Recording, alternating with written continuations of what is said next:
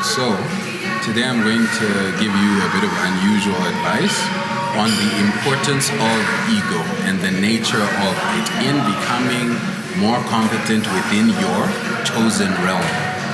Realize that when you talk to yourself and say, hey, listen, I can be the best in the world. I can beat these guys, be it in running or fishing or golf, any odd realm. Realize that this ability to tell yourself that I could beat these guys is ego.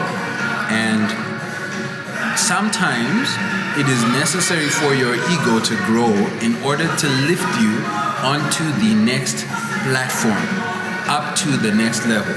The belief that you can. And it is a spiritual pursuit, a distinct pursuit, and not an easy pursuit. To be able to grant yourself the allowance to be the best. Realize that you can be too meek, you can be too shy, you can be too reserved, you can be too self-conscious or conscious of the opinions of others to be able to nurture your ego. Right now, you're the greatest of all time. You are. But you're afraid to allow yourself to be the greatest of all time because someone else will say, how could you say that? How could you think of yourself as?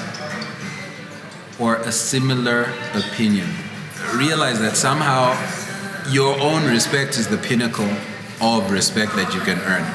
Should you be able to earn your own respect such that you can give yourself the attempt to be the greatest of all time, the best ever at what it is that you do. All other elements will follow once you have the belief in your heart, which is an earned belief, by the way. It's not a casual belief. It's not that you can say, well, I believe in myself.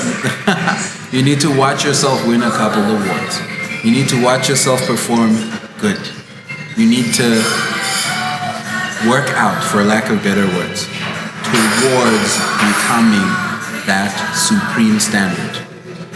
And then, when you're sort of halfway there, or when you've made progress, to an extent that future progress is possible, only then will you unlock the capacity to allow yourself to become the greatest. The respect you need to earn is your own. You are your most important audience member. If you've watched yourself for 100 days straight, exercising towards becoming a bodybuilder, do you know that by virtue of watching yourself for so long, you'll become able to believe in yourself to accomplish said task? It's a mental game with yourself before it is anyone else. Once you are supreme in your mind, no one can take it away from you. You're invincible. But the enemy within. There's an African proverb, an old one, which says, once you have defeated the enemy within, the enemy outside can't hurt you. What makes you pregnable is someone within you, but you are impossible to defeat once that person is handled. Once you believe in yourself, once you have the ability to reach, nothing else is of consequence. No one else is powerful enough to knock you over. The person that knocks you over is you. So I want to encourage you to blossom your ego into something grotesque even, something overwhelming even, something intolerable to others even.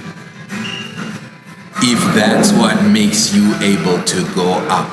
Ego is a tool and not something to be crushed or squashed as our contemporaries, as our society makes us believe. Without ego, you cannot defy gravity.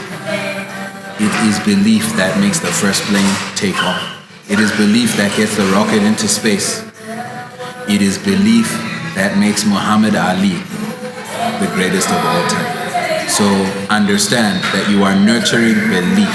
Before you nurture material, before you nurture anything else, it is belief.